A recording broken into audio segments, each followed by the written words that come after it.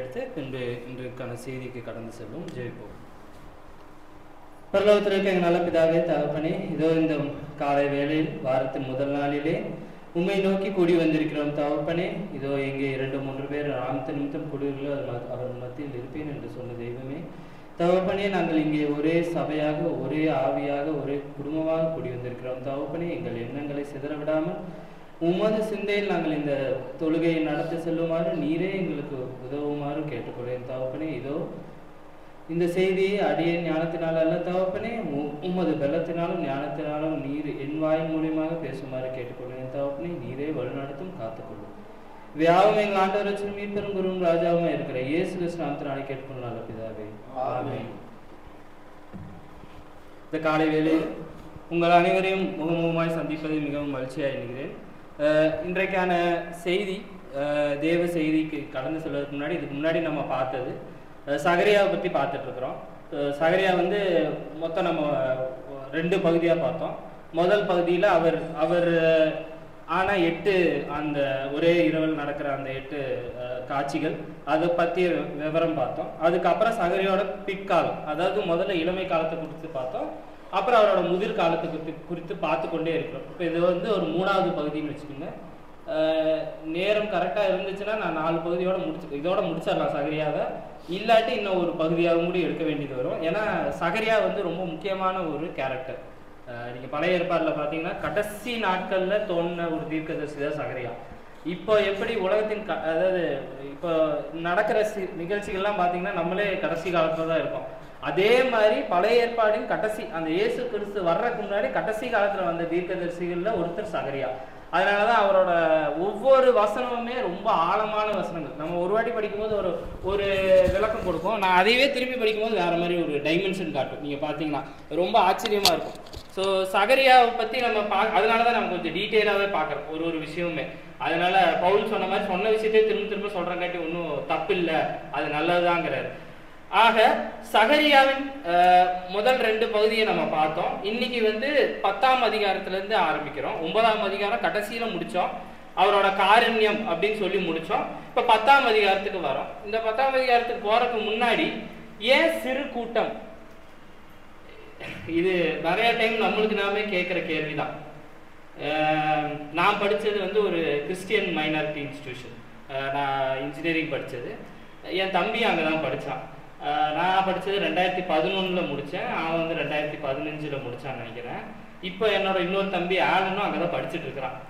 ஏன் இதை நான் சொல்கிறேன்னா, நான் படித்த காலேஜில் பார்த்தீங்கன்னா அதிக கிறிஸ்துவர்கள் தான் படிக்கிறாங்க. மற்ற மதத்தோட நீங்கள் பார்த்தீங்கன்னா ஆந்திரா, கர்நாடகா, தமிழ்நாடு, கேரளா, இந்த 4 மாநிலத்தில் அதிகப்படியான கிறிஸ்துவர்கள் எங்கே இருக்காங்கன்னா அது எங்கள் காலேஜில் தான் இருப்பாங்க. அத்தனை பேர் படிச்சுட்டு இருக்காங்க.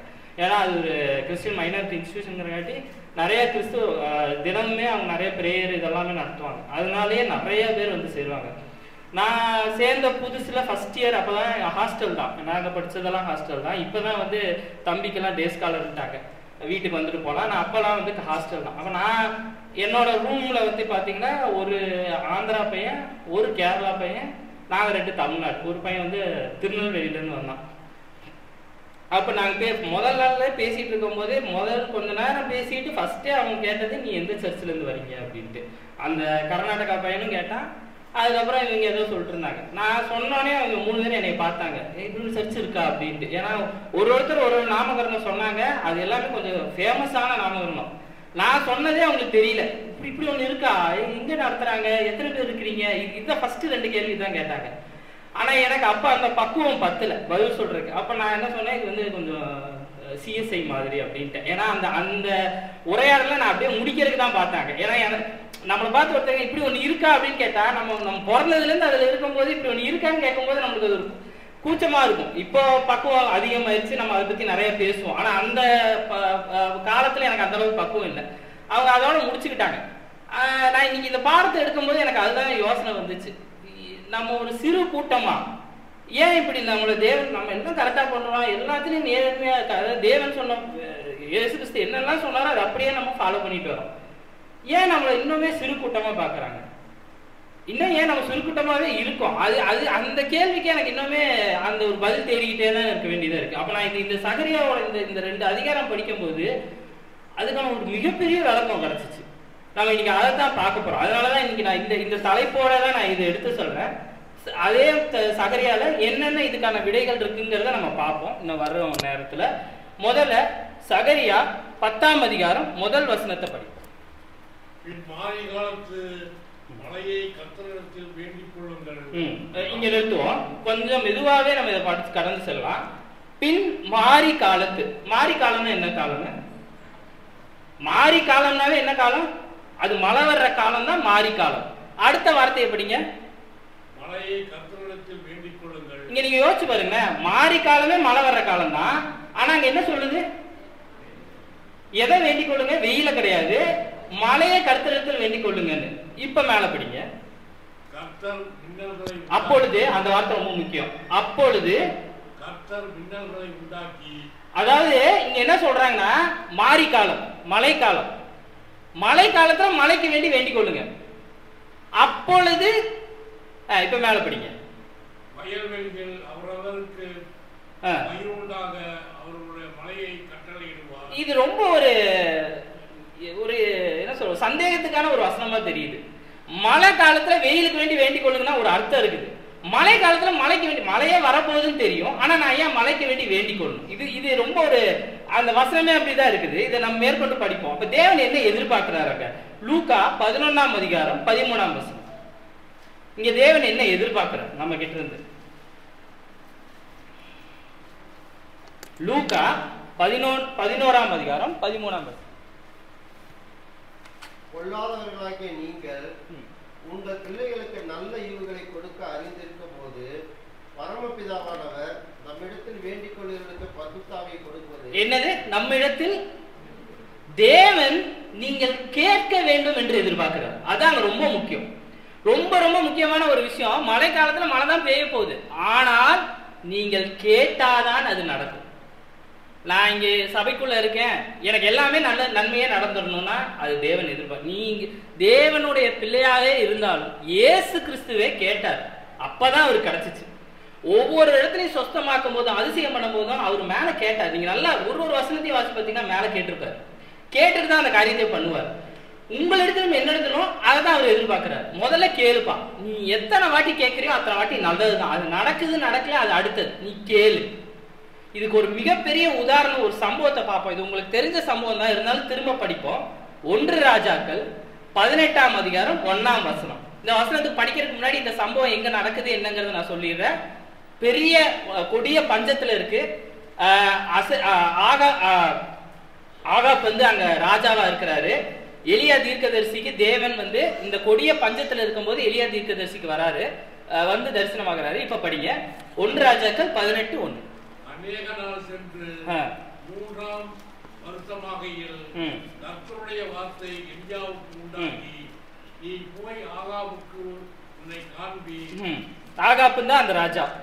நான் தேசத்தின் மேல் மழையை கட்டளையிடுவேன் என்றார். அது வரைக்கும் அங்க பஞ்சமா இருந்திருக்குது. அப்ப தேசத்தில் பஞ்சமா இருந்தங்காட்டி ஆகாப் ராஜா வந்து ரொம்ப வருத்தப்பட்டு வெயிட் பண்ணிட்டு இருக்கிறான். யாராவது தீர்க்க தரிசனம் சொல்லுவாங்களா? எலியா போய் தீர்க்க தரிசனம் சொல்ல ஆரம்பிக்கிறார். இதுதான் அங்க நடக்கிற சம்பவம். இதுக்கப்புறம் அவர் ரொம்ப நாள் ஆகாப்பும் அந்த மக்களும் சாப்பிடாம விரதம் இருந்து இது பண்றாங்க, உபவாசம் இருந்து தேவனிடத்தில் மன்றாடுறாங்க வெயில் மழைக்காக. அங்க எலியா தீர்க்கதரிசி போறாரு. இதுதான் அந்த 18ஆம் அதிகாரம் முழுசா நடக்குது. இப்ப நம்ம மெயினான இதுக்கு வருவோம். 41 படி, இதான் கடைசி. இதெல்லாம் உபவாசம்லாம் நடந்து அந்த உரையாடல் நடக்குது எலியாக்கும் ஆகாப்புக்கும். கடைசியா பாருங்க எலியா என்ன சொல்றாருன்னு 41 படிப்போம். எலியா ஆகாப்பை நோக்கி, நீ போம், போஜனபானம் பண்ணும், பெருமழையின் இரைச்சல் கேட்கப்படுகிறது என்றார். இப்போ எலியா ஆகாப்பை பார்த்து சொல்றாரு, தேவன் இடத்துல சொல்லிட்டாரு மழை பெய்ய போகுது, எனக்கு சத்தம் கேட்டுச்சு, நீ போ, உபவாசம் இருக்காது இனிமேல், நீ சாப்பிடுன்னு. அடுத்த வசனத்தை கவனிங்க. ஆகாப் போஜனபானம் போனான். எலியா சொன்னானே ஆகாப் ராஜா போய் போஜனம் பண்ணிட்டான். ஏன்னா அவன் ரொம்ப நாள் சாப்பிடாம இருந்தங்காட்டி அவன் சொல்றான், இவர் நம்பிடுறாரு. ஆகாப் சரி தீர்க்கதரிசியே சொல்லிட்டாரு, தேவன் மழை சத்தம் வந்துருச்சுட்டு போய் சாப்பிட ஆரம்பிச்சிட்டாரு. இப்ப அடுத்தது படிங்க, இதுதான் ரொம்ப முக்கியம்.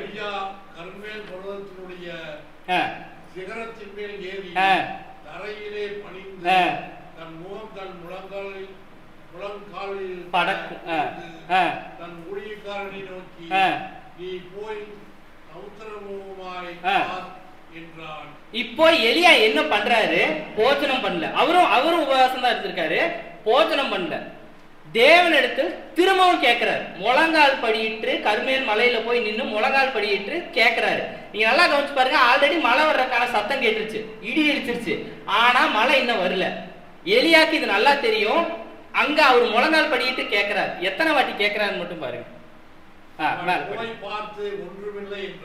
எதுவுமே இல்ல, சத்தம் மட்டும் இருக்கா, நான் மழை வரல அப்படின்ட்டாங்க. இன்னும் 7 தரம் போய் பார் என்றார்.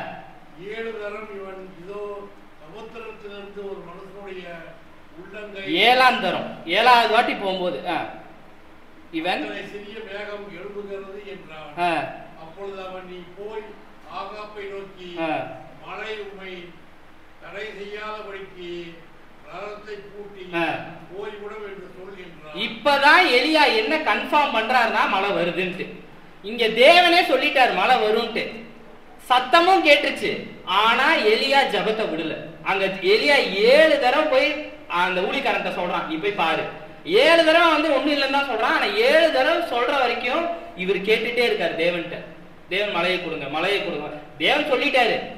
ஆகாப் மாதிரி இவர் போய் ரெஸ்ட் எடுத்துக்கலாம், போய் ஒரு ஈஸி சேர்ல உட்காந்து சரி மழை வந்துரும்ல தேவன் தான் சொல்லிட்டாரு. இல்ல, அங்க அவர் அது பண்ணல. நீங்க நல்லா அந்த வசனத்தை படிச்சு பாத்தீங்கன்னா 7 தரம் ஊழியக்காரன் போறான், ஒண்ணு இல்லன்னு திருப்பி வரான், ஒண்ணு இல்ல. இவர் திரும்ப திரும்ப அனுப்புறாரு அவனை. ஒருவேளை அந்த ஊழியக்காரனுக்கே சந்தேகம் வந்திருக்கும், இவரு நான் தான் ஒண்ணு இல்லைங்கிற திரும்ப திரும்ப அனுப்புறாரு. எலியாக்கு அங்க நல்லா என்ன தெரியும்னா, தேவன் சொன்னதை செய்வார், ஆனால் நான் கேட்டுக்கொண்டே இருக்க வேண்டும். நான் கேட்கதான் தேவன் செய்கிறதை செய்வார்.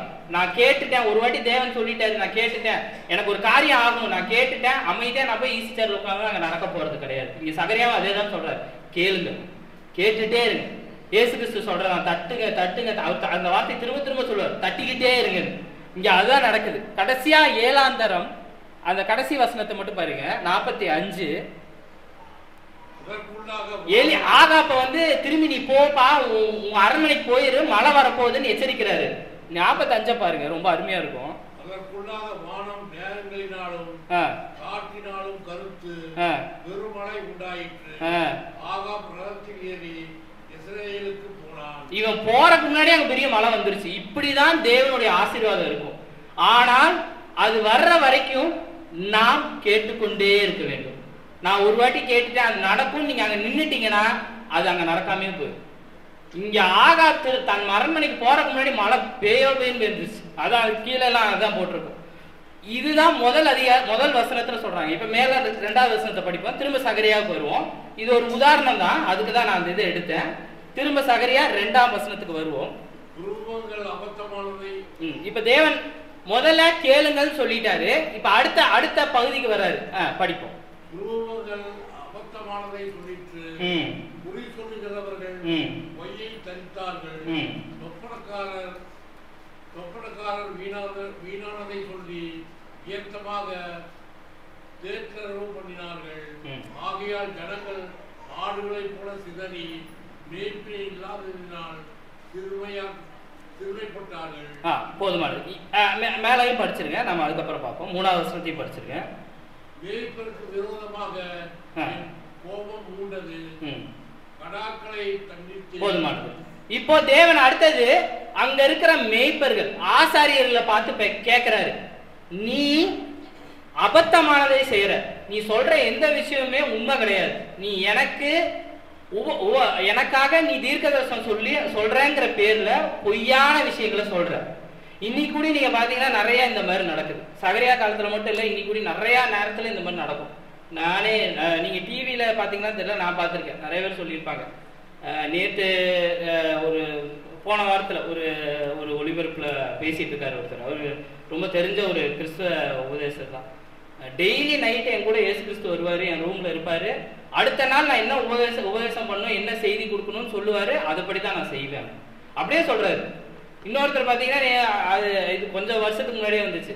நான் பரலோக ராஜ்யம் போனேன், எனக்கு ஒன்று கொடுத்தாங்க, என்னென்ன பண்ணணுன்ட்டு திரும்பி வந்து நான் அதை தான் பண்ணிட்டு இருக்கேன்.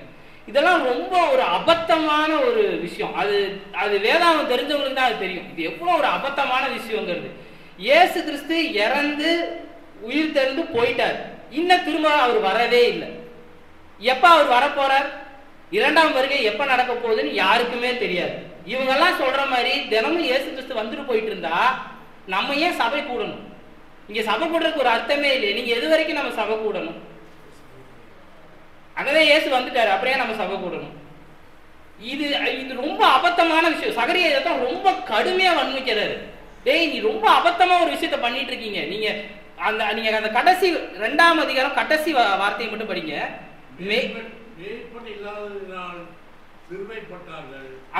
அங்க யார பின்னாடி போறதுனே தெரியாம அந்த ஆடெல்லாம் சிதறி போச்சு.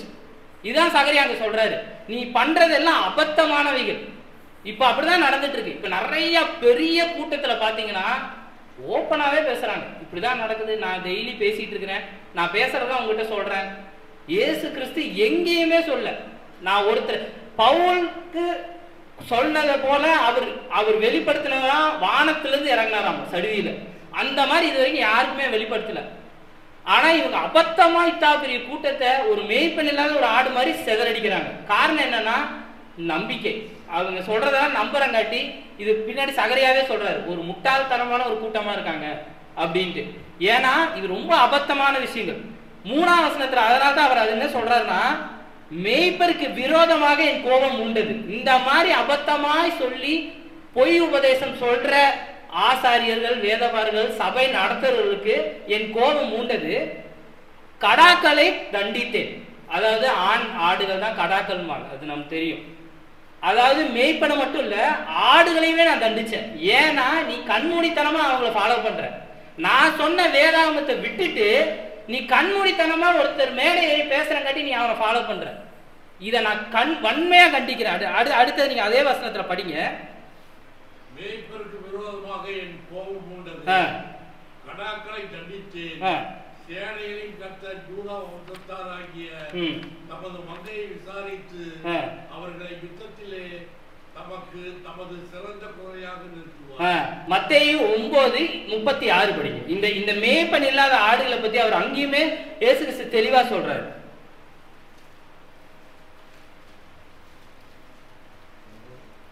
மத்தேயு 9ஆம் அதிகாரம் 36ஆம் வசனம்.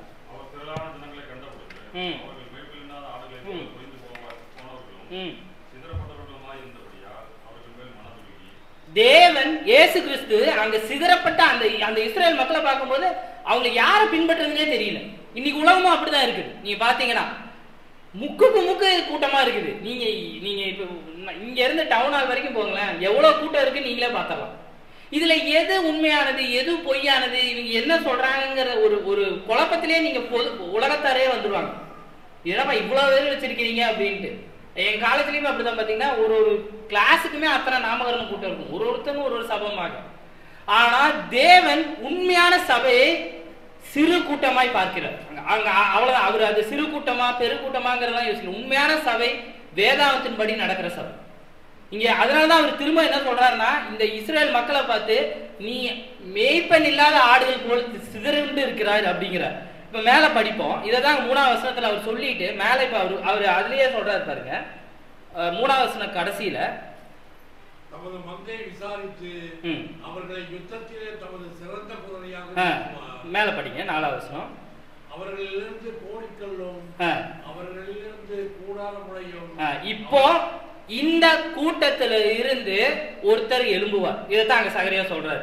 இந்த சிறு கூட்டம், இவங்க இந்த சிறு கூட்டம் சொல்றதுல இருந்து ஒருத்தர் எழும்புவார். அவர் எப்படி இருப்பாருன்னா 4ஆம் வசனத்துல மேற்கொண்டு அப்படியே படிங்க முதல்ல இருந்து. அவர்களிலிருந்து யுத்த வில்லும் வரும், அவர்களிலிருந்து ஆளுகள் யாவரும் ஏகமாய் புறப்படுவார்கள். அவர்கள் யுத்தத்திலே தங்கள் சத்துருக்களை வீதிகளின் சேர்த்து நீக்கிற பராக்கிரமசாலிகளைப் போல இருந்து யுத்தம் பண்ணுவார்கள். கர்த்தர் அவர்களோட கூட இருப்பார். குதிரைகளின் மேல் ஏறி வருகிறவர்கள் விற்கப்படுவார்கள். இப்போ இந்த சிறு கூட்டத்தில இருந்து 4ஆம் வசனத்துல கொடிக்கல், நீங்க அந்த வார்த்தையை அடிக்கோள் இருக்குங்க. கொடிக்கல், கோடிக்கல். அடுத்தது கூடார.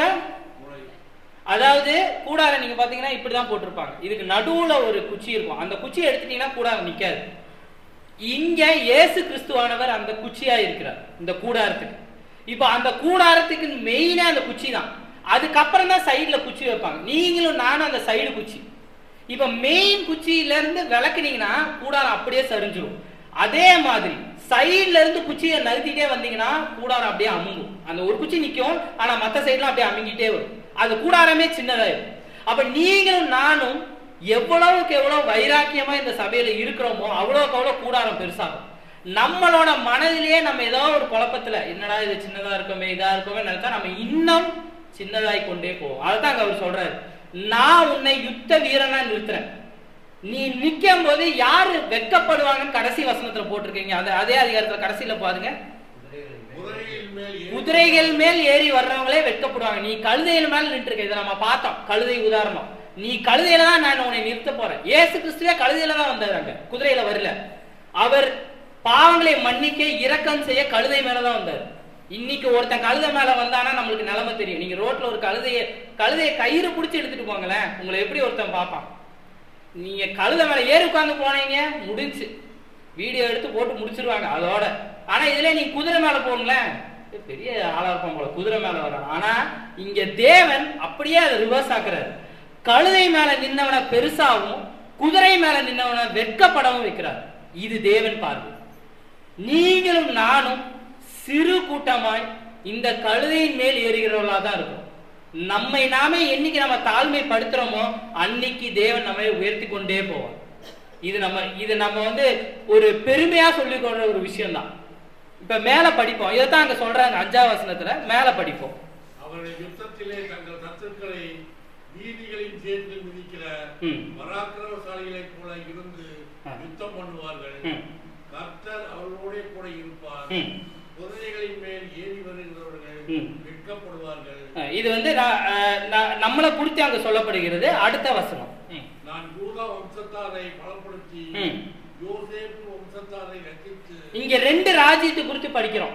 நீங்க நல்லா பாத்தீங்கன்னா, ஒன்னு யூதா, இன்னொன்னு 2 ராஜ்யம். ஒன்னு வட ராஜ்யம், இன்னொன்னு தென் ராஜ்யம். இந்த வட ராஜ்யம்ங்கிறது எதை குறிக்கிறதுங்க? தென் ராஜ்யம் வட ராஜ்யம் 2 ராஜ்யமா பிரிஞ்சிச்சு. அதாவது தாவீது ஆட்சி, சாலமோனுக்கு அப்புறம் தாவீதுக்கு அப்புறம் சாலமோன் வர்றாரு. சாலமோனோட ஆட்சிக்கு அப்புறம் ரெகோபாம் வர்றாரு. அந்த ரெகோபாம் ஆட்சியில தான் இந்த 2ஆ உடையுது. இது ஒரு டைம் சுரேஷன் எடுத்தார், எரோபியாம் ரெகோபியாம். அது ஒரு நல்ல ஒரு சம்பவம், அதை பத்தி எடுத்தார். அப்பதான் இது 2 ராஜ்யமா பிரியுது. ஒன்னு வட ராஜ்யம், இன்னொன்னு தென் ராஜ்யம். இந்த தென் ராஜ்யத்துக்கு அடியில தான் யூதா கோத்திரமும் பென்யமின் கோத்திரமும் வருது. இந்த வட ராஜ்யத்துக்கு அடியில மத்த 10 கோத்திரம் வருது. தேவன் அங்க என்ன செய்யறாருன்னா, இந்த வட ராஜ்யத்தையும் தென் ராஜ்யத்தையும் நான் ஒண்ணு சேர்த்த போறேன். இதுதான் என்னோட திட்டம். அதான் அங்க அவர் சொல்றாரு. நீங்க அதை திரும்ப படிச்சு பாருங்க. நான் யூதா வம்சத்தாரை பலப்படுத்தி யோசேப்பு வம்சத்தாரை ரட்சித்து. இப்ப இந்த 2 ராஜ்யமும், முதல்ல ராஜ்யம் தென் ராஜ்யம் வட ராஜ்யம் இருந்தது. இந்த வட ராஜ்யம் வந்து முதல்ல அடிமைத்தனமாக பிடிக்கப்பட்டு போனாங்க. அதாவது இந்த ரெகோபாமுக்கு அப்புறம் அசிரியா ராஜா வந்து வட ராஜ்யத்தை பிடிச்சிட்டு போயிட்டார் அடிமையா. அதுக்கப்புறம் இது வந்து ஒரு 300 வருஷங்கள் கழிச்சு இந்த தென் ராஜ்யமும் பிடிபடுது. அங்க நீங்க பாத்தீங்கன்னா இது ஒரு சம்பவம். இது பாக்குற டைம் இல்லை, இருந்தாலும் நான் அப்படியே சொல்லிட்டு வந்துடுறேன். ஃபர்ஸ்ட் வடராஜ்யம் பிடிக்கப்படுது. வடராஜ்யம் பிடிச்சோடனே தேவன் எச்சரிக்கிறார் தீர்க்கதரிசி மூலியமா, அவங்கள பிடிச்சிட்டாங்க, உன் சகோதரரை பிடிச்சிட்டாங்க, நீ உன்னை பெருமை பாராட்டிக்காத, நீ ஒழுங்கா நடக்கலாம் உன்னையும் பிடிச்சிட்டு போயிடுவாங்க. தேவன் எதிர்பார்த்த மாதிரியே அவங்க ஒழுங்கா நடக்கல. இவங்களையும் யார் பிடிச்சிட்டு போறா? பாபிலோன் ராஜா வராரு, பிடிச்சிட்டு போயிடுறாரு. இப்ப இந்த வடராஜ்யம் தென்ராஜ்யம் எல்லாருமே அடிமைகளா யாருகிட்ட இருக்காங்க? பாபிலோன்ல இருக்காங்க. இந்த பாபிலோன்ல இருந்து திரும்பி வந்தவங்க தான் 3 கூட்டமா வராங்க. அந்த 3 கூட்டத்துல வர்ற கடைசி கூட்டம் தான் நெகேமியாக்கு அப்புறம் வர்ற இந்த கடைசி கூட்டம் தான் இந்த சகரியாவோட தீர்க்க தரிசனம். இப்ப இந்த வடராஜ்யம் தென்ராஜ்யம் திரும்ப அடிமைகளா இருந்து திரும்பி வரும்போது இவங்களுக்குள்ள அந்த பிரிவினை இல்லாம போயிடுச்சு. ஏன்னா இவங்க எல்லாம் ஒன்னா சேர்ந்து அடிமைகளா இருந்துட்டாங்க. அதுக்கு முன்னாடி வரைக்கும் 2ஆ இருந்தவங்க தேவன் இவர்களை மீட்டு கொண்டு வரும்போது ஒரே மக்களா ஐக்கியப்பட்டு ஒரே உடன்படிக்கையின் கீழே கொண்டு வந்துட்டார். இங்க அதான் அவர் திரும்ப சொல்றாரு, நீ முன்னாடி 2 ராஜ்யமா இருந்த, இப்ப நான் உன்னை என்ன பண்றேன்? 6ஆம் வசனத்தை திரும்ப படிங்க. நான் யூதா வம்சத்தாரை பலப்படுத்தி யோசேப்பு வம்சத்தாரை ரட்சித்து அவர்களை திரும்ப நிலைக்க பண்ணுவேன். நீ திரும்ப நிலைக்க பண்ணுவேன், உன் இடத்துக்கு திரும்ப வந்துருவ. மேல படிங்க. நான் அவர்களுக்கு இறங்கினேன், அவர்கள் என்னால் ஒரு காலம் தள்ளி விடாதவர்களை போல் இருப்பார்கள்.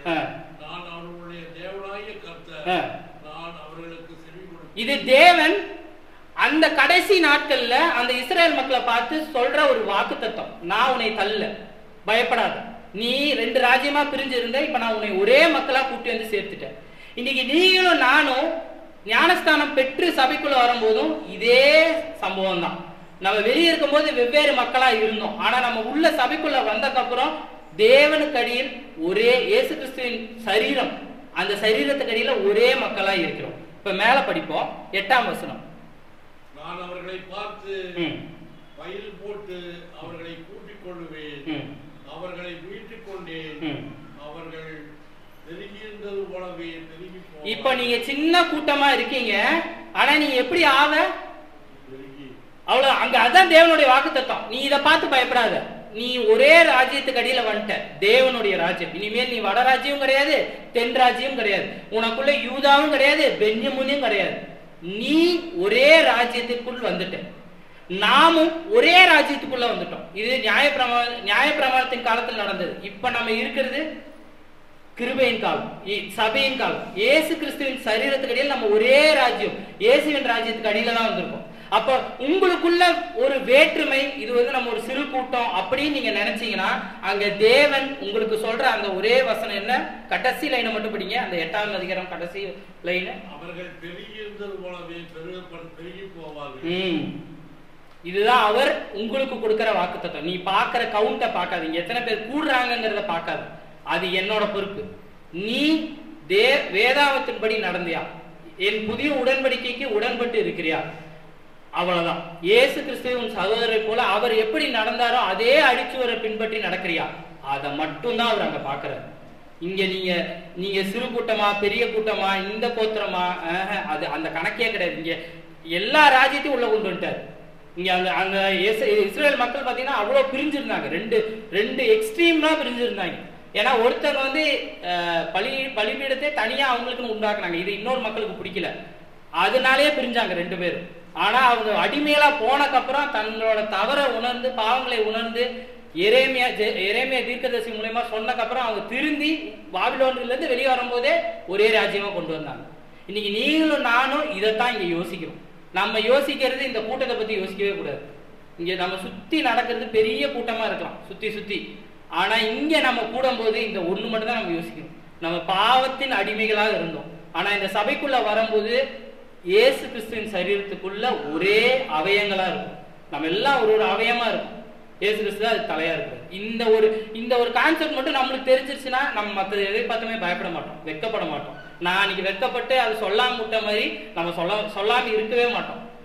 அவன் அப்படி கேட்டானா டக்குன்னு அவனை பிடிச்சி உட்கார வச்சு, வா இதுதான் விஷயம், இதனாலதான் நாங்க இதை ஃபாலோ பண்றோம்னு சொல்லணும். சோ இதுதான் இங்க அவர் சொல்றாரு. இப்ப மேல படிப்போம் 9ஆம் வசனம். நான் அவர்களை ஜனங்களுக்குள்ளே இறைத்த பின்பு அவர்கள் தூர தேசங்களிலே என்னை நினைத்து தங்கள் பிள்ளைகளோடு கூட படைத்து திரும்புவார்கள். நான் அவர்களை எகிப்து தேசத்திலிருந்து திரும்பி வர பண்ணி அவர்கள் அசீரியாவிலிருந்து கூட்டிக் கொண்டு அவர்களை கீலேயா தேசத்திற்கும் லீபானோனுக்கும் வரப்பண்ணுவேன். அவர்களுக்கு இடம் போதாமல் போகும். இருக்கமென்கிற சமுத்திரத்தை கையில் அவர் சமுத்திரத்தின் அலைகளை அழிப்பார். அப்பொழுது நதியின் ஆழங்கள் எல்லாம் வறண்டு போகும். அசீரியாவின் கர்வம் தாழ்த்தப்படும். எகிப்தின் கொடுங்கோல் விலகி போகும். நான் அவர்களை கர்த்தருக்குள் பலப்படுத்துவேன். அவர்கள் அவருடைய நாமத்திலே நடந்து கொள்வார்கள் என்று கர்த்தர் சொல்லுகிறார். இது அங்க இஸ்ரேல் மக்களை பார்த்து தேவன் என்ன சொல்றாருன்னா, நீ பயப்படாத, உன்னை சுத்தி இருக்கிற பெரிய கூட்டத்தை எல்லாம் நான் அழிச்சிருவேன். அங்க அதான் சொல்றாரு, நான் அவர்களை எகிப்து தேசத்திலிருந்து திரும்பி வர பண்ணினேன். 10ஆம் வசனம். அவர்களை அசிரியாவிலிருந்து கூட்டிக் கொண்டு, அசிரியா தான் இதுக்கு முன்னாடி இருந்த அடிமைத்தனத்தில் இருந்தாங்க. அவர்களே கிலியோத் தேசம், கிலியோத் தேசங்கிறது இப்ப இருக்கிற ஜார்டன்ங்கிற ஒரு நாடு இருக்கு, அது நிறைய பேருக்கு தெரியும். இந்த ஜார்டன் நாடு இருக்கிற இது பாத்தீங்கன்னா இஸ்ரவேலுக்கு வடக்கு இருக்கு, அதுதான் ஜார்டன். அடுத்தது பாத்தீங்கன்னா அவர்களை கிலியோத்து தேசத்துக்கும் லெபனான்னா இப்ப நம்ம எல்லாத்துக்கும் தெரியும், அது இப்பவும் லெபனான் தான். அது இஸ்ரவேலுக்கு கிழக்குல இருக்க தேசம். இந்த ரெண்டு தேசம் தான் முதல்ல இருந்தே இஸ்ரேல் மக்களை ஒடுக்கிட்டே இருந்தாங்க. அதனாலதான் ரெண்டு உதாரணத்தை எடுக்கிறாரு. இந்த ரெண்டு தேசமே இஸ்ரவேலை அப்படியே ஒடுக்கி கீழே கொண்டு வரணும்னு நினைச்ச தேசம். அப்ப தேவன் அங்க தெளிவா என்ன சொல்றாருன்னா, இந்த பெரும் கூட்டத்தை பார்த்து, இந்த பெரு நாட்டை பார்த்து, இந்த பெரிய வல்லமையை பார்த்து நீ பயப்படாத, உன்னோட நிக்கிறவன் நான், உன்னை நான் இவர்கள் வெட்கப்படம் பண்ணுவேன். நீ அதை அவர் அங்க தெளிவா சொல்றாரு பாருங்க. 11ஆம் வசனம், இழுக்கவென்கிற சமுத்திரத்தை கடற்கையில் அவர் சமுத்திரத்தின் அலைகளை அடிப்பார், அப்பொழுது நதியின் ஆழங்கள் எல்லாம் வறண்டு போகும். நீ நடக்கிற இடத்துல நான் உன்னை பாதையை செவ்வாய்ப்படுத்துவேன். நீ கடல்ல நடந்து போனாலும் நான் அதை அடிச்சு அமைதியாக்கி உன்னை கொண்டு போவேன். மோசே செங்கடலை பிளந்த மாதிரி தான் உன்னை நான் பிளந்து கொண்டு போறேன், நீ பயப்படாத அப்படிங்கிற ஒரு வாக்கு தத்துவத்தை அங்க சொல்றாரு. திரும்ப அப்படியே மேல கொண்டு வருவோம் 11ஆம் அதிகாரம். இது அப்படியே அதோட கண்டினியூஷன் தான். 3 வரைக்கும் படிச்சிருக்கேன்.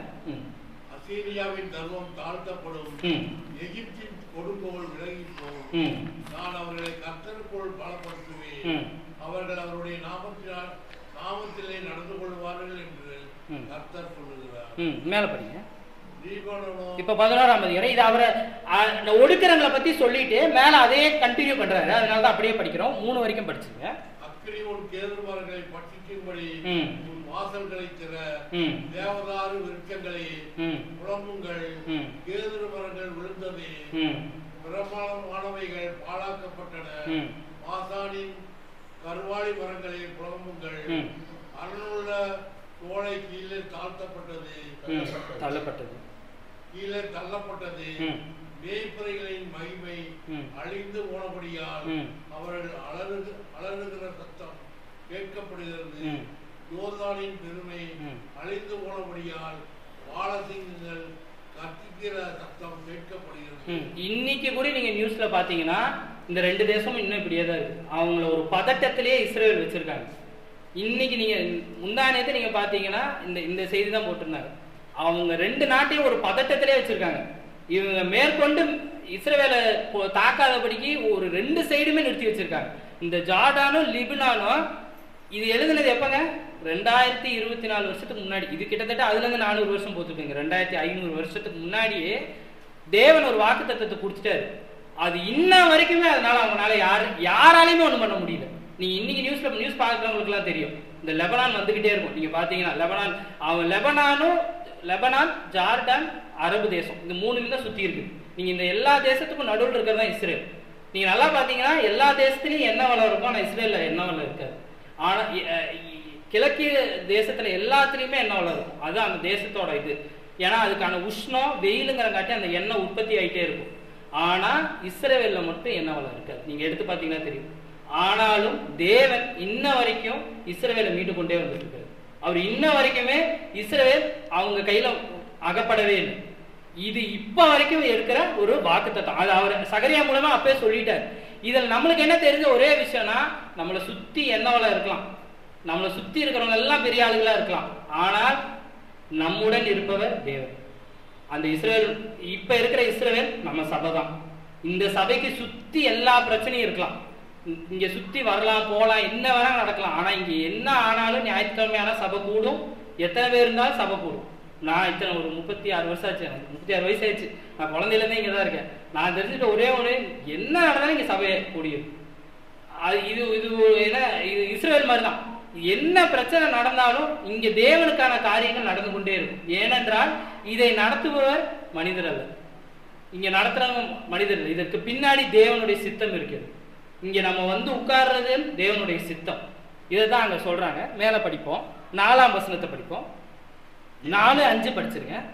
என் தேவனாகிய கர்த்தர் சொல்லுகிறது. இப்ப அடுத்த போர்ஷனுக்கு அவர் வர்றாரு. இது வரைக்கும் என்ன சொல்றாருன்னா, பயப்படாத, உன்னை சுத்தி இவ்வளவு பிரச்சனை இருந்தாலும் நீ சிறு கூட்டமா இருந்தாலும் நான் உன்னை காத்துக்கொண்டே வருகிறேன், இப்ப வரைக்கும் காத்துக்கொண்டு வரேன். இப்ப அடுத்த அவங்களோட பிரச்சனைக்கு வராங்க. என் தேவனாகிய கர்த்தர் சொல்லுகிறது என்னவென்றால், கொலையுண்கிற ஆடுகளை மேய்த்து கடவாய்.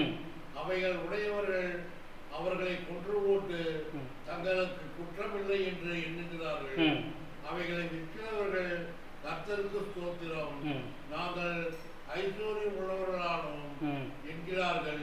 அவைகளை மேய்க்கிறவர்கள் அவைகள் மேல் இரக்கம் வைக்கிறதில்லை. இங்க ஆடு மேய்ப்பவர்கள் ஆடையே கொண்டு போட்டு அதை காசுக்கு வித்துட்டு நாங்க ஐஸ்வர்ய ஆனோம் சொல்றாங்க அப்படின்னு போட்டிருக்கு. அது அர்த்தம் என்னன்னா, இங்க இயேசு கிறிஸ்துவை பத்தி தான் அவர் சொல்றாங்க. அவர் இவர்களுக்காக வந்தாரு, ஆனா அவர்களே கொண்டுட்டு இவர்கள் காசு வாங்கிட்டாங்க. அப்போ இங்க தேவன் அடுத்த வசனத்தை கவனிங்க, 6ஆம் வசனம். நான் இனி தேசத்து குடிகளின் மேல் இரக்கம் வையாமல் மனுஷரில் யாவரையும் அவனவனுடைய அயலான் கையிலும் அவனவனுடைய ராஜாவின் கையிலும் அகப்பட பண்ணுவேன். அவர்கள் தேசத்தை அழித்தும் நான் இவர்களை அவர்கள் கைக்கு தப்புவிப்பதில்லை என்று கர்த்தர் சொல்லுகிறார். நீ இன்னும் இப்படியே இருந்தீனா உன்னைய அயலான் கையில கொடுத்துருவேன். நீ மனம் திரும்பு. உனக்குள்ளேயே நிறைய பிரச்சனை இருக்கு. அந்த வேத பாரதரும் ஆசாரியர்களும் அங்க உலகத்துக்கான விஷயங்களும் காசுக்கான விஷயங்களையும் செய்ய ஆரம்பிச்சிட்டாங்க. இது அவர் சகரியா ரொம்ப தெளிவா அந்த எருசலேம் கோயிலுக்கு முன்னாடி நின்று சொல்றாரு. அதனாலதான் நீங்க பாத்தீங்கன்னா புதிய ஏற்பாட்டுல நான் ஆல்ரெடி சொல்லியிருக்கேன், சகரியா எங்க கொல்லப்பட்டார்னா அந்த எருசலேம் கோயிலுக்கும் அது போற வாசலுக்கும் நடுவுல கொல்லப்பட்டார். இது வரலாற்றிலே இருக்கு, பைபிள்லயும் இருக்கு. அவர் அங்கதான் கொண்டிருக்காங்க. இவர் ரொம்ப ஓப்பனா பேசிட்டார், நீ தப்பு பண்ற அப்படின்ட்டு வேத ஆசிரியர்களையும் யூதர்களை பார்த்து சொல்லிட்டாங்க, நீ தப்பு பண்ற, உன்னை ஒரு நாள் அழிச்சு போட போறாங்கன்னே அவங்க கொண்டுட்டாங்க. இது சகரியா ரொம்ப வன்மையா கண்டிச்சார். இப்ப மேல படிப்போம். இது ரொம்ப முக்கியமான ஒரு இது, படிங்க, மேல படிங்க. யார மேய்ப்பார்? இந்த மக்கள்லாம் கழிச்சது போக, இவ்வளவு அக்கிரமக்கார தீய மனம் இருக்கிற மக்களை எல்லாம் கழிச்சது போக ஒரு சிறு கூட்டம் இருக்கு. அந்த சிறு கூட்டத்தை தான் நான் என்ன பண்ண போறேன்? இன்னைக்கு நீங்களும் நானும் யாருக்கு அடியில மேய்க்கப்பட பட்டுக்கு இருக்கிறோம்? அதான் அங்க அவர் சொல்றாரு, நீ அதை சுத்தி இருக்கிற பார்த்து பயப்படாத, உனக்கு பக்கத்துல இருக்கிற பார்த்து கூட நீ பயந்துராது. ஏன்னா இவங்க எல்லாம் விழுந்து போவாங்க. இதெல்லாம் விழுந்தது போக ஒரு சின்ன கூட்டம் இருக்கும், யூதா மாதிரி. யூதா ரொம்ப சின்ன கூட்டம். அதுல யூதா சின்ன கூட்டத்திலயும் ஒரு குடும்பம் இருந்துச்சு. அதுல இருந்தா வந்தாரு ஒரு பெரிய ராஜா. அதை நான் பின்னாடி பார்ப்போம். அதே மாதிரிதான் நீயும் நானும், இன்னைக்கு நீங்களும் நானும் இந்த சிறு கூட்டத்தை மேய்க்கிறவர் இயேசு கிறிஸ்து. மேல படிப்போம். நான் 2 கோல்களை எடுத்து, இது ரொம்ப முக்கியம். இப்ப அடுத்தது அவர் நம்மளுக்கு ஒரு பதில சொல்றாரு, நீ எப்படி சபையில் இருக்க வேண்டும் என்று. நான் 2 கோல்களை எடுத்து, அவர் 2 கோலை வைக்கிறார் இது இந்த மந்தையை மேய்க்கிறதுக்கு. ஒன்றிற்கு அனுக்கிரகம் என்றும் ஒன்றிற்கு நிக்கிரகம் என்றும் பெயரிட்டு மந்தையை மேய்த்து ஒரே மாதத்திலே 3 மேய்ப்பரையும் அதம் பண்ணினேன். இது அடுத்தது வரும். அப்போ சபையை நடத்துபவர்கள், நம் சபை வருபவர்கள் 2 கோலை வைத்திருக்க வேண்டும். அதான் அவர் அங்க சொல்றார். இயேசு கிறிஸ்து 2 கோலை வச்சிருந்தார். தேவன் 2 கோலை வைத்து இந்த சபையை மேற்கிறார். அது 2 கோல் என்னென்ன கோல்? ஒரு கோலுக்கு என்ன பேர்? அனுக்கிரகம். அனுக்கிரகம்னா என்ன? இது எனக்கே புரியல ஃபர்ஸ்ட் அந்த வார்த்தை. யாருக்கே தெரியுமா அனுக்கிரகம்? கிருபை, கருணை, கிரேஸ் அப்படிமோ ஆங்கிலத்தில். அது கொஞ்சம் அந்த வார்த்தை வந்து தமிழ்ல பழமையான ஒரு வார்த்தை, அனுக்கிரகம். உன்னோட ஒரு கோல் கிருபையா இருக்க வேண்டும், கருணையா இருக்க வேண்டும். உன் சகோதரன் இடத்தில் நீ கிருபையும் கருணையா இருக்க வேண்டும். இயேசு கிறிஸ்து அப்படிதான் இருந்தார். எல்லா இடத்துலயும் ரொம்ப பொறுமையா சாந்தமா பதில் சொன்னார். நம் சபையில் இருக்கும் போது இந்த ஒரு கோல் ரொம்ப முக்கியம். சபை நடத்துகிறவர்களிடத்திலும் மற்றவர்களிடத்திலும். இன்னொரு வார்த்தை அடுத்த கோலுக்கு வராரு, அதை பத்தி பார்ப்போம். நிக்கிரகம் என்றும் பெயரிட்டு, நிக்கிரகம் எப்படி? நிக்கிரகம் தண்டிக்கிறது இல்லை, ஒற்றுமை. இதுக்கு இன்னொரு இது பார்த்தீங்கன்னா ஒற்றுமை, ஒருமை அப்படிமோ, ஒரே சபையா இருக்கிறது அப்படிமோ. இந்த 2 கோலை பத்தியுமே இப்ப முதல் இதை பத்தி நம்ம அனுக்கிரகம்னு பார்த்தோம்ல, ரோமர் 16:14 பார்ப்போம். இதை பத்தி சொல்லியிருக்கு. நிக்கிரகம் அப்படின்னா அந்த வார்த்தைக்கான அர்த்தம் ஒற்றுமை. இந்த 2 கோளுமே ரொம்ப முக்கியம். ஒன்னு கிருபை, இன்னொன்னு ஒற்றுமை. இந்த 2 இருந்தாதான் சபையின் வளர்ச்சி தேவன் எதிர்பார்த்த மாதிரி இருக்கும், இல்லாட்டி அது மனுஷனின் வளர்ச்சி மாதிரி இருக்கும். இப்ப ரோமர் 16:14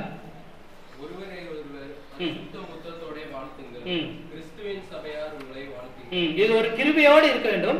2 கொரிந்தியர் 12:9.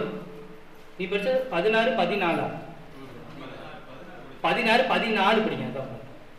ரோமர் 16:14.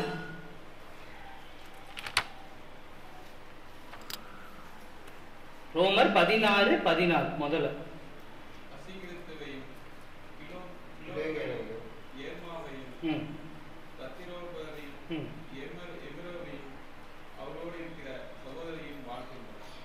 கிருபைன்னு இல்லையா? சரி, நான் அதை எடுத்துறேன். 2 கொரிந்தியர் 12:9 படி. அதை மாற்றி எழுதிட்டேன்னு நினைக்கிறேன். நான் ஒரு வசனம் சொல்றேன். 2 கொரிந்தியர் 12:9.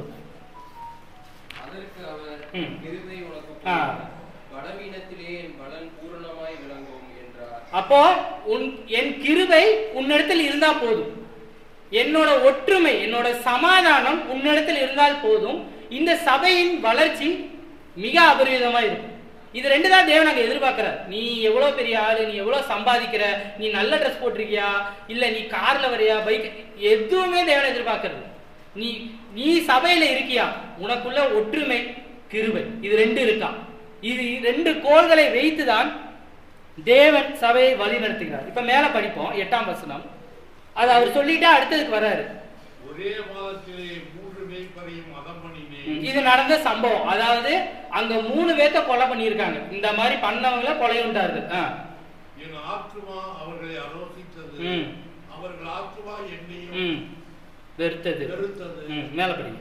நான் உங்களை மேய்ப்பதில்லை, சாகிறது சாகட்டும், அதமாகிறது அதமாகட்டும், நீதியானவைகள் எல்லாம் நீதியானவைகள் என்றால் ஒன்றில் மாம்சத்தையும் ஒன்று தின்ன கடவுது என்று. இங்க சகரியா ரொம்ப வன்மையா தான் சொல்றாரு. 3 பேர் செத்து போன காரணமே இவங்க எல்லாருமே பொய்யான தீர்க்கதரிசனம் சொல்லி சபையை தப்பா வழிநடத்திட்டு போயிட்டாங்க. இப்ப மீதியா இருக்கிறவங்களை பத்தி மத்தேயு 28, 27, 28 தேவன் அவர்களே ஆரோசித்து வெறுத்தாருன்னு இருக்கு. இது அது அப்போஸ்தலர் எப்படி போட்டிருக்கும் பாருங்க. எந்த மக்களை பார்த்து இவர் ஆரோசித்தாருன்னு. அப்போஸ்தலர் 28, 27, 28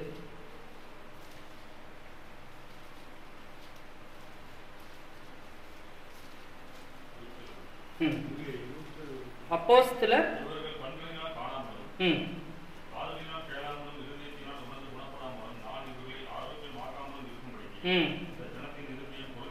ஜனத்தின் இருதயம் எப்படி இருக்குங்க? இருதயத்துல கொழுப்பு சேர்ந்தா என்ன ஆகுங்க?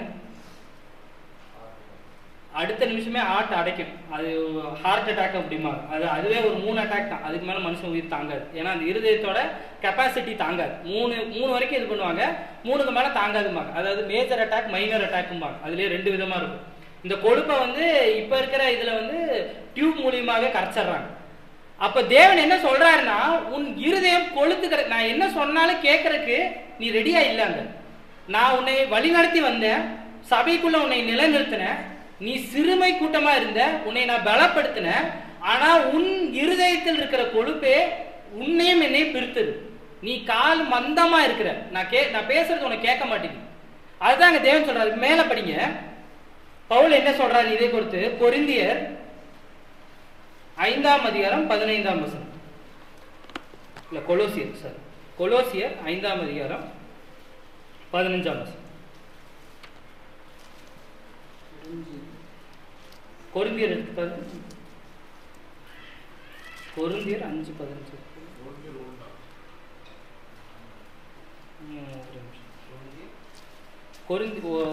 1 கொரிந்தியர் 5:15 இல்லையா? சரி, நான் மாற்றி எழுதிட்டேன். பரவாயில்ல, நான் அப்புறம் சொல்றேன். இப்போ சகரியா அடுத்த இதுக்கு வராரு. இது சொல்லிட்டு அடுத்தது அவர் கேட்கிறாரு பாருங்க. 9ஆம் வசனத்தை திரும்ப மேற்கொண்டு படிப்போம். நான் உங்களை மேய்ப்பதில்லை, சாகிறது சாகிறது சாகட்டும், அதமாகிறது அதமாகட்டும், மீதியானவையோ என்றால் ஒன்றின் மாமிசத்தை ஒன்று தின்ன கடவுது என்று நான் சொல்லி அனுக்கிரகம் எனப்பட்ட என் கோலை எடுத்து நான் அந்த ஜனங்கள் எல்லோரும் பண்ணியிருந்த என் உடன்படிக்கை அற்று போகும்படிக்கு அதை முறித்து போட்டேன். அப்ப நீங்க இதை கேட்காத பட்சத்துல தேவன் அந்த உடன்படிக்கையை உடைத்து போடுறார், அந்த கோலை உடைச்சு போடுறார். அங்க நீங்களும் நானும் சபையில இருக்கும் பட்சத்தில் இந்த விஷயங்களை நம்ம கேட்காம போனால் அங்க சபை முறிவதற்கான காரணம் இதாத்தான் இருக்கும். தேவன் அங்க அந்த சபையை விட்டு ஒதுங்கி போறார், அவர் அந்த உடன்படிக்கையை உடைச்சு போடுறாரு. இப்ப மேல சொல்றாரு பாருங்க, மத்தேயு 21:43 படி. மத்தேயு 21:43.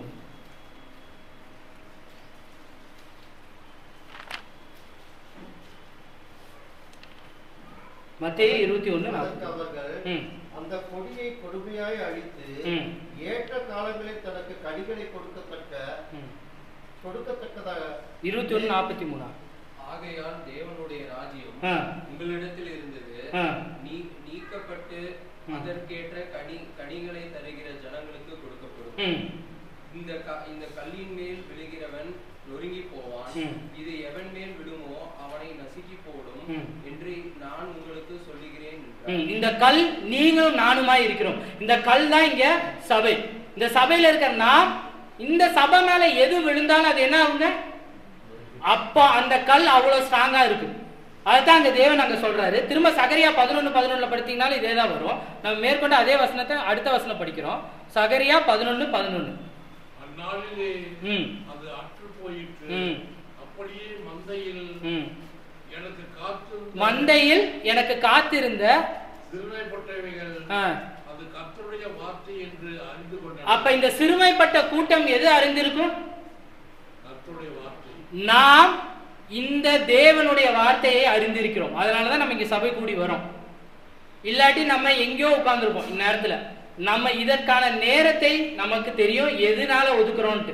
நம்ம ஞானஸ்தானம் எடுத்து சபைக்குள்ள வரும்போதே இது தேவனுடைய சபை, இயேசு கிறிஸ்து தன் சரீரமாக இந்த சபையை கொடுத்திருக்கிறார். அந்த சபையில நான் உள்ள வரேன்னா நான் இதை தெரிஞ்சுட்டு தான் வரேன். அந்த கூட்டமும் எப்படி இருக்கு தேவனே சொல்றாரு.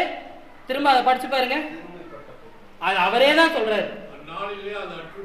அந்நாளில்னா இப்போன்னு வச்சுக்கோங்க, இதான் கடைசி நாட்கள். அங்க கடைசி நாட்கள், இங்கே அதே கடைசி நாட்கள். அப்படியே மந்தையில் எனக்கு காத்திருந்த சிறுமைப்பட்டவைகள் அது கர்த்தருடைய வார்த்தை என்று அறிந்து கொண்டன. இப்ப மேல் நெக்ஸ்ட் அடுத்த வசனத்தை படிப்போம், 12ஆம் வசனம். இப்போ நம்ம சிறுமைப்பட்டவர்களை பத்தி தேவன் சொல்லிட்டு அடுத்தது அவர் வராரு.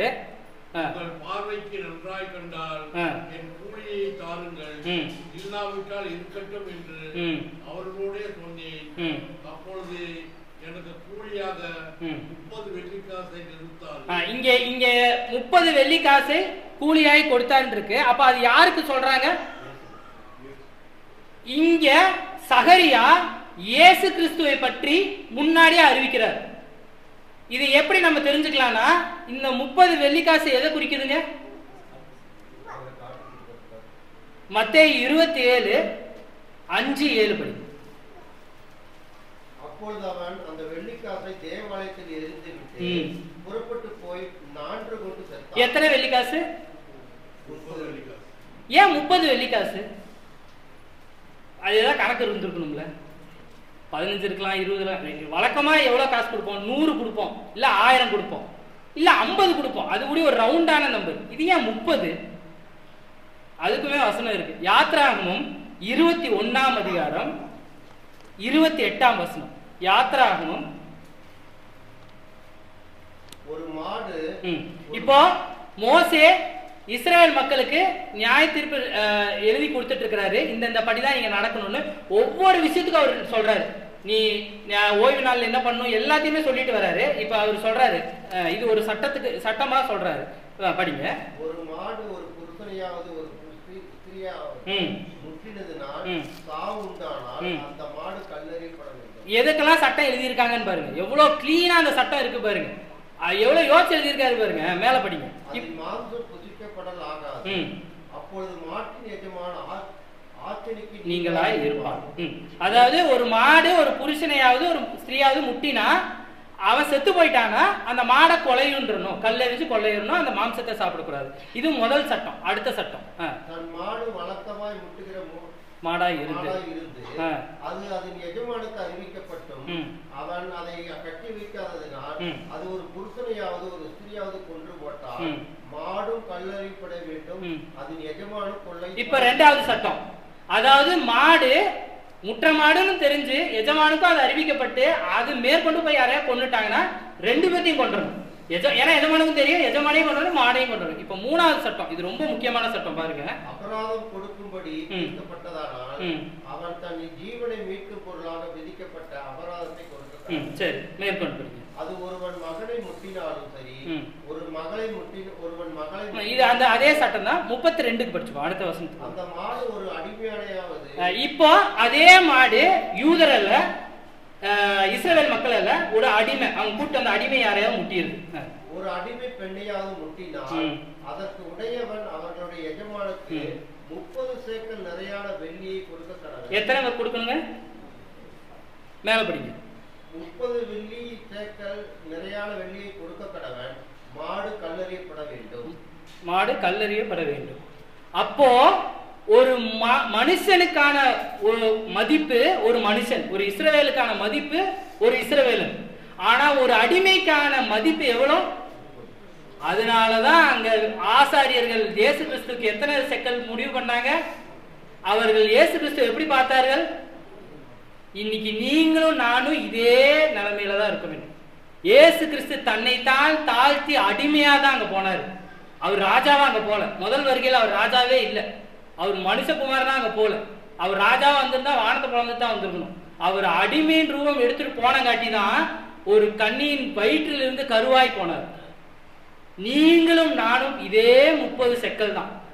நீங்க நல்லா பாத்தீங்கன்னா யூதா சகரியா அதே வசனத்தை திரும்ப படிங்க, 12ஆம் வசனத்தை படிங்க, 11ஆம் அதிகாரம் 12ஆம் வசனம். உங்கள் பார்வைக்கு நன்றாக கடைசி லைனை மட்டும் முடி படிங்க. அப்பொழுது எனக்கு தினக்கூலியாக 30 வெள்ளிக்காசை கொடுத்தார்கள். 13ஆம் வசனத்தை படிங்க, இது ரொம்ப முக்கியம். கர்த்தரை நோக்கி அதை குயவனிடத்தில் எரிந்து விடு என்றார். யூதா என்னங்க பண்ணாரு? யூதா இஸ்காரியோத்து எரிஞ்சாரு. அவரு கையில கொடுக்கல, வாங்கினது கையில தான் கொடுத்தாரு. இந்த வசனம் அப்படியே அங்க நிறைவேறுச்சு. ஒரு வார்த்தை கூட மாறலாங்க. இயேசு கிறிஸ்துக்கு 30 வெள்ளிக்காசு நிறைச்சாங்க. இந்த ஏன் நினைச்சாங்கன்னா அவர் அடிமைன்னு தான் அங்க முடிவு பண்ணிட்டாங்க. இவர் அடிமை தான், இவர் அடிமை இறந்தாருன்னா அவருக்கு 30 வெள்ளிக்காசு தான் அங்க கணக்கே. அந்த 30 வெள்ளிக்காசு யாருக்கு போச்சுங்க? கடைசியில அதுலயே இருக்கும். 13ஆம் அதிகாரம் கடைசியில படிங்க, அப்படியே ஸ்டார்டிங் படிச்சுட்டு வாங்க. கர்த்தர் என்னை நோக்கி மேன்மையான மதிப்பு இல்ல 13ஆம் வசனம் 30 வெள்ளிக்காசை எடுத்து அவைகளை குயவனுக்கென்று கர்த்தருடைய ஆலயத்தில் எரிந்து விட்டு. இதேதான் சகரியா சொன்ன அதே வசனம் அங்க நிறைவேறிடுச்சு.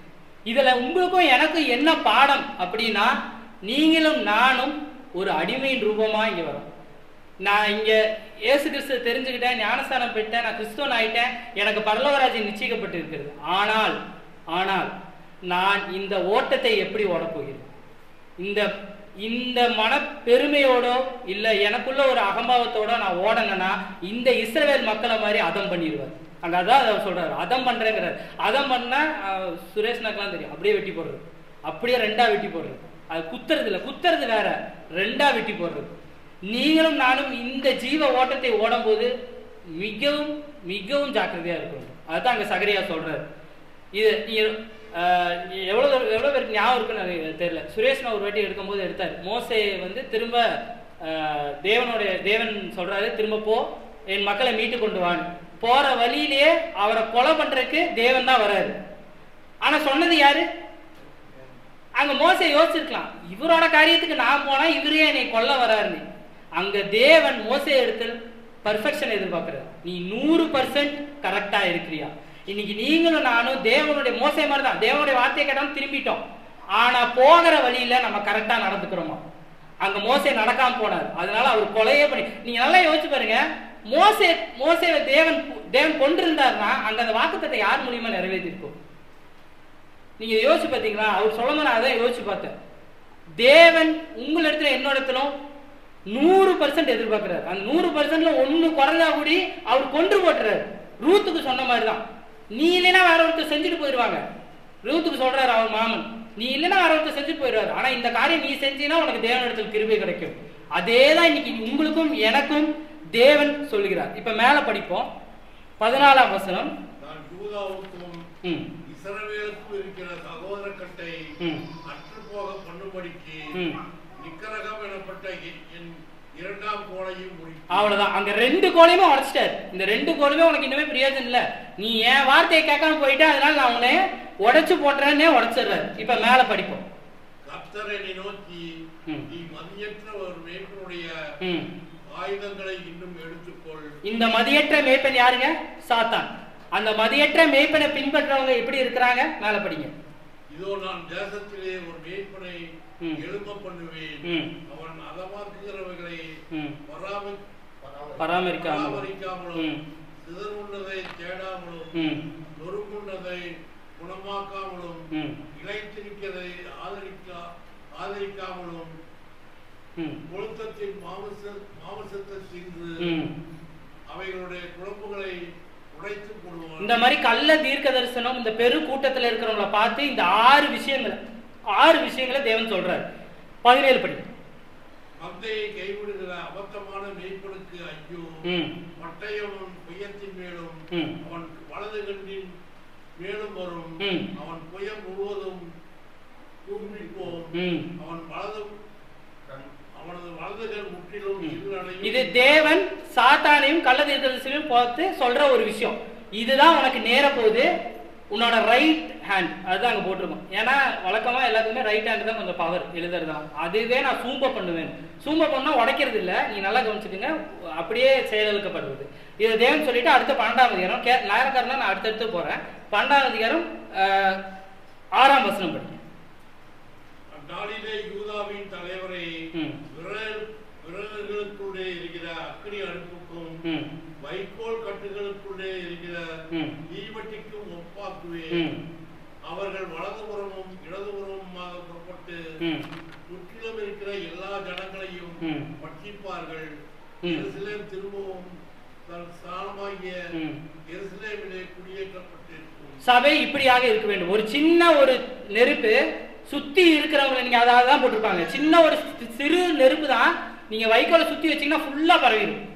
அந்த மாதிரி தான் சபை இருக்க வேண்டும். நாம் நெருப்பாக இருக்க வேண்டும். நெருப்புல கலப்படமே இருக்காது. நீங்க பார்த்துருக்கீங்களான்னு தெரியல. நெருப்பு தான் அது. இது வந்து கம்மியான நெருப்பு ஜாஸ்தியான நெருப்பு தான் இருக்குமே தவிர நெருப்புல கலப்படம் இருக்காது.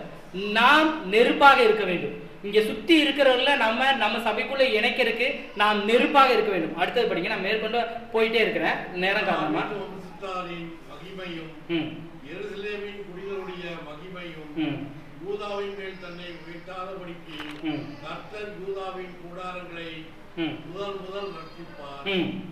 இப்போ இங்க நீங்க நல்லா பாருங்க, அந்த ஆர்டர் எப்படி வருதுன்னு பாருங்க. ஃபர்ஸ்ட் தாவீது வம்சத்தார், அடுத்தது எருசலேமின் குடிகள், அதுக்கு அடுத்ததுதான் யூதா ராஜ்யம், எருசலேம் அதுல இருக்கிற ஊர், தாவீதுங்கிறது அதுல இருக்கிற குடும்பம். ஆனா தேவன் எப்படி ரிவர்ஸ்ல எடுக்கிறாருன்னா ஃபர்ஸ்ட் சிறு கூட்டம், ஃபர்ஸ்ட் சின்னது குடும்பம், அப்புறம் ஊர், அப்புறம் ராஜ்யம். அதுதான் அங்க ஆர்டரே.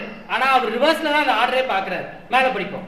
அந்நாளிலே கர்த்தர் எருசலேமின் குடிகளை காப்பாற்றுவார். அவர்களை கல்லாடினவன் அந்நாளிலே தாவீதை போல இருப்பான்.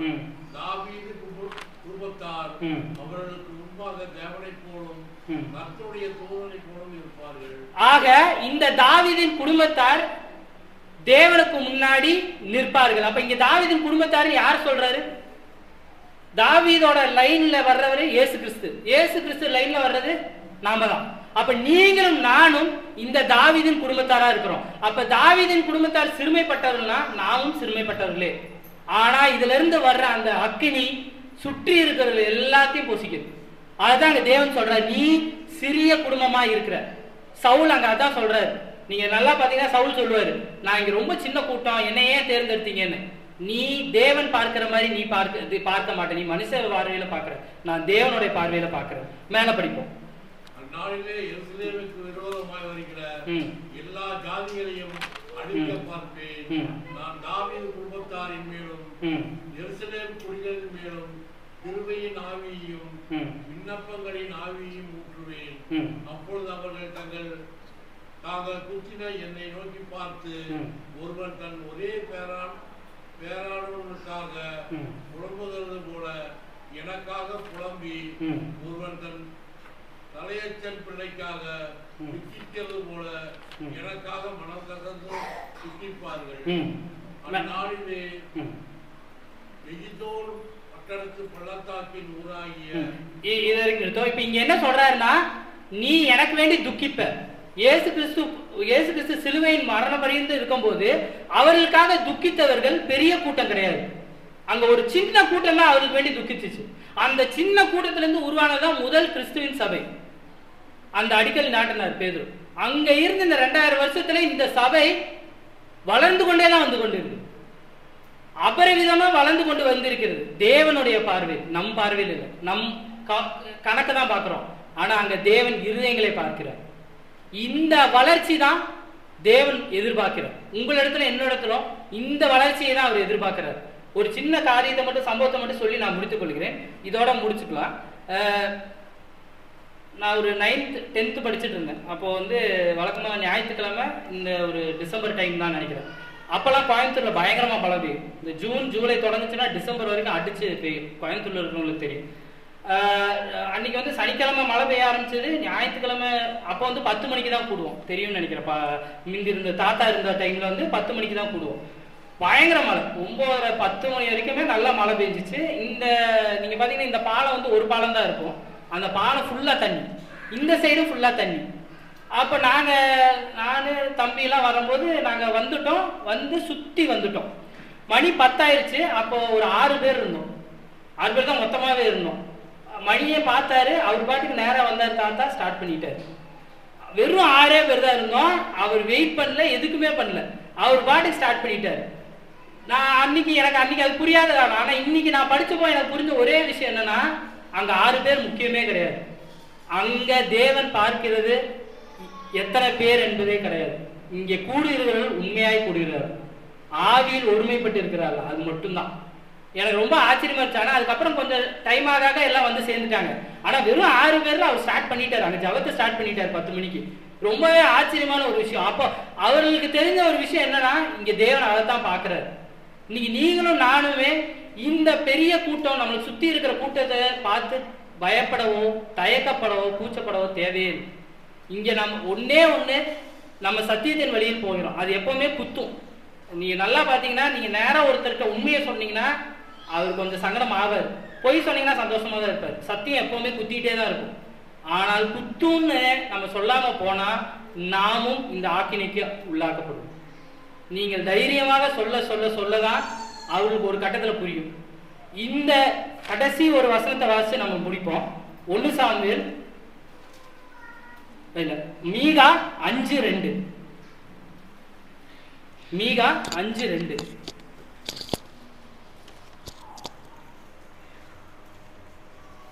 மீகா 5:2.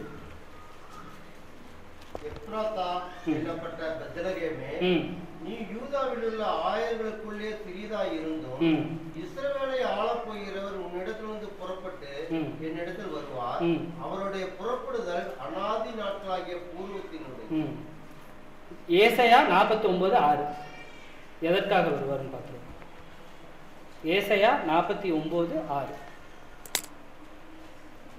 யாக்கோப்பின் கோத்திரங்களை எழுப்பவும் இஸ்ரவேலில் காக்கப்பட்டவர்களை திருப்பவும் நீர் எனக்கு தாசமாய் இருப்பது அற்ப காரியமா இருக்கிறது. நீர் பூமியின் கடைசி பரியந்தமும் என்னுடைய ரட்சிப்பாய் இருக்கும்படி உம்மை ஜாதிகளுக்கு ஒளியாகவும் வைப்பேன் என்றார். நாம் மீகால சொன்ன மாதிரி சிறு கூட்டமாய் இருந்தும் ஏசாயால சொன்ன மாதிரி நாம எதற்காக கொண்டு வரப்பட்டிருக்கிறோம்? ஒளியை பரப்புவதற்கு. இந்த ஒளியை எது வரைக்கும் பரப்புறதுன்னு போட்டிருக்கு? உலகத்தின் கடைசி வரையும். அதாவது ஒரு முனையிலிருந்து இன்னொரு முனை வரைக்கும் நாம் அந்த ஒளியை பரப்புவதற்காக இங்கே சபையாக கூடி வந்திருக்கிறோம்.